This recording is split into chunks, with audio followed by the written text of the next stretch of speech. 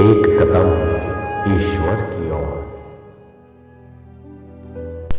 उपशम प्रकरण 46वां सर्ग। उस दूसरे चांडाल से चांडाल जानकर लोगों के अग्नि में प्रवेश करने पर उसका भी अग्नि में भस्म होना और गादी का प्रबुद्ध होना। श्री वशिष्ठ जी ने कहा, हे श्री रामचंद्र जी, वह विलासवती सुंदरियों से परिवृत्त, मंत्रिमंडल द्वारा सम्मानित, सब सामंतों द्वारा वंदित, छत्र और चवरों से लालित, अप्रतिहत आज्ञा वाला तथा सुंदर आकृति वाला था। उसे राज्य के सब गुण ज्ञात थे। उसकी प्रजाओं के शोक, भय, क्लेश आदि नष्ट हो गए थे। निरंतर स्तुति, मंगल और आनंद पूर्ण वृत्ति से आसवों से अत्यंत उन्मत्त हुए पुरुष की नाई वह अपने स्वभाव को भूल गया। कीर देश में उस चांडाल ने 8 वर्ष तक राज्य किया। तब तक उसने दया, दाक्षिण्य, शौचादि सद्वृत्तियों को पूर्ण रूप से धारण किया। तदनंतर एक समय वह अपनी इच्छा से भूषण रहित, अतएव अंधकार सा, तारे, चंद्रमा, सूर्य के तेज और मेघों से रहित आकाश के तुल्य स्थित था। वह हार, बाजूबंद, कड़े आदि आभूषणों का बहुत आदर न करता था, क्योंकि प्रभुता से परिपूर्ण चित्त को कृत्रिम आभूषण आदि भले नहीं लगते। जैसे अस्त को प्राप्त होता हुआ सूर्य मुख्य आकाश रूपी आंगन से आकाश के अंतिम भाग को जाता है, वैसे ही वह मुख्य जनों से आश्रित भीतर के आंगन से साधारण लोगों से सेवित बाहरी आंगन में पूर्वोक्त वेश से अकेला ही गया। वहां पर उसने वसंत में उत्पन्न हुए कोकिलों के समूह की नाई मधुर गा रहे काले और स्थूल देह वाले चांडालों के संघ को देखा। वह जैसे भ्रमर पंक्ति जिसके पंख शब्द कर रहे हो वृक्ष को कंपित करती है, वैसे ही करपल्लव की लीला से वीणा के तारों को मधुर स्वर के साथ बजा रहा था।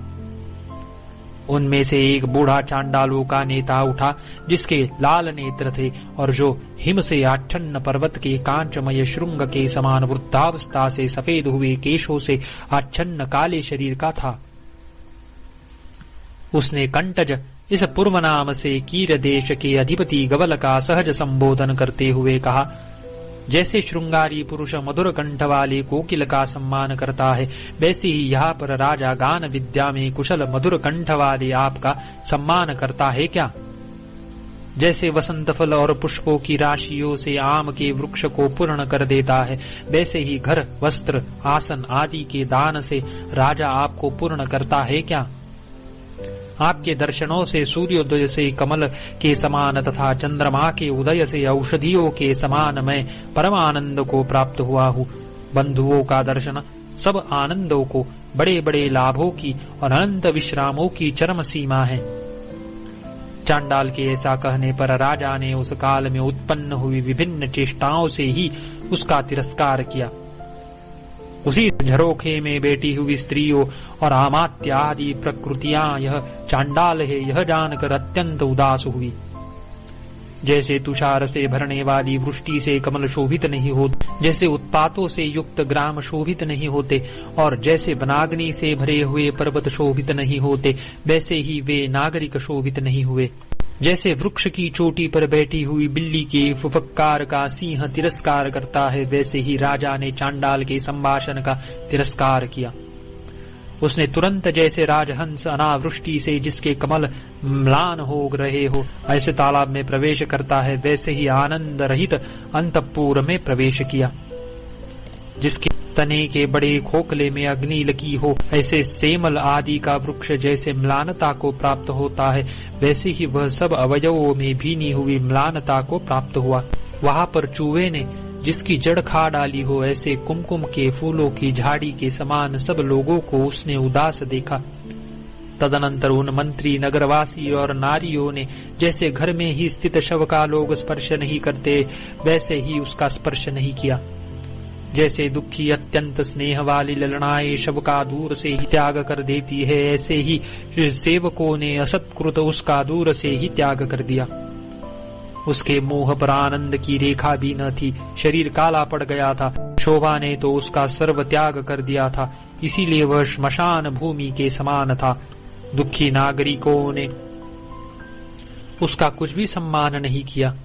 उसका शरीर धुएं के समान मैला था, जैसे पर्वत के शिलामय प्रदेश के समीप अग्नि नहीं जाती, वैसे ही परिताप दश वाली जनता उसके समीप नहीं गई। योद्धा आदि के समुदाय से उपेक्षित मंदोत्साह हुई उसकी आज्ञा भस्म में जल बिंदुओं के समान आज्ञापन योग्य पुरुष को प्राप्त न कर सकी।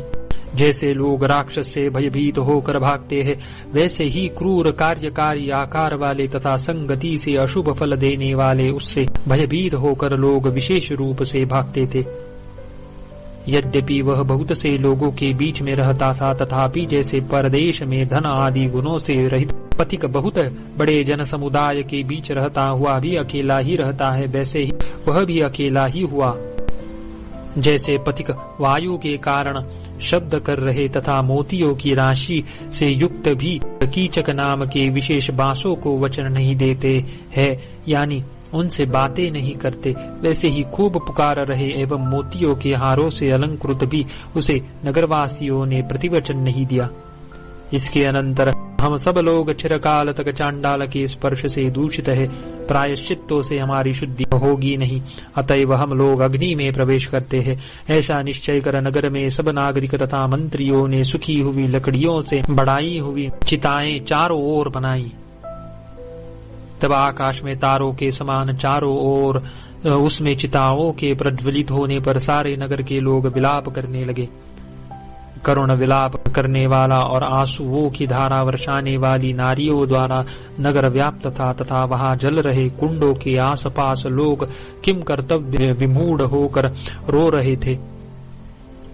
जैसे वायुओं से अरण्य दृढ़तर शब्द करता है, वैसे ही अग्नि कुंडों में प्रविष्ट हुए मंत्रियों के सेवकों के रोदन द्वारा सारा नगर खूब आंसू बहा रहा था और विलाप कर रहा था। चिताओं में जले हुए श्रेष्ठ ब्राह्मणों के मांस से अधिक गंध वाली उत्पात की आंधी द्वारा मिट्टी के ढेरों से उठे हुए धूली कणों से ऐसा प्रतीत होता था मानो उस पर तुषार की वृष्टि हो रही हो। वायु से दूर दूर तक फैली चर्बी की गंध से दूर से लाए गए पक्षी और पिशाच आदि के मंडलों से छिन्न सूर्य वाला वह नगर बादलों से जिसमें सूर्य आच्छन्न हो ऐसे आकाश की नाई हुआ। वायु से उड़ाई गई चिताओं की अग्नि से उस नगर का आकाश मंडल जल रहा था, तथा उड़े हुए अग्नि कणों के संघात रूपी तारों से दिशाएं करबुरीत हो गई थी। वहां पर उन्मत्त चोर लुटोरों द्वारा आभूषण आदि के हरण के समय बालक और कुमार रो और कांप रहे थे। भयभीत नागरिकों ने अपने जीवन और नाम का त्याग कर दिया था एवं किसी प्रकार की मर्यादा नहीं रह गई थी। उस नगर में घर नहीं दिखाई देते थे। चोरों ने सब धन संचय लूट लिया था। लोगों ने अपने पुत्र कलत्र का त्याग कर दिया था और मरने के लिए सब नगरवासी व्यग्र थे। इस प्रकार इस कष्ट पर विधि विपर्यय के जिससे सारी जनता की पूर्ण प्रलय के समान स्थिति थी प्रवृत्त होने पर शोक से व्याकुल चित्त वाले गवल ने राज्य के सज्जनों के संसर्ग से जिसकी धीर बुद्धि पवित्र हो गई थी विचार किया, मेरे ही कारण यह अनर्थ जो अकाल प्रलयमय और सब नेताओं का नाशकारी है इस देश में उत्पन्न हुआ है। मेरे जीवन के क्लेश से क्या प्रयोजन है, मेरे लिए मरना ही महोत्सव है। लोक निंदनीय दुष्ट जीव का जीवन की अपेक्षा मरण अच्छा है। ऐसा विचार कर गवल ने अपने शरीर को पतंग की नाई बिना किसी उद्वेग के प्रज्वलित अग्नि में आहुति बना दिया। गवल नामक उस देह के निर्वेदवश अग्नि में गिरने और अवयवों से व्याकुल होने पर अपने अंगों के दाहवश हिलने डुलने के कारण जल के अंदर अघमर्षण कर रहे गाधी तुरंत बोध को प्राप्त हुए। श्री वाल्मीकि जी ने कहा, मुनि महाराज के ऐसा कहने पर दिन बीत गया। सूर्य भगवान अस्ताचलावलंबी हो गए और सभा मुनि जी को नमस्कार कर सायंकाल की विधि के लिए स्नानार्थ चली गई और दूसरे दिन रात्रि बीतने पर सूर्य की किरणों के साथ फिर आ गई। 46वां सर्ग समाप्त।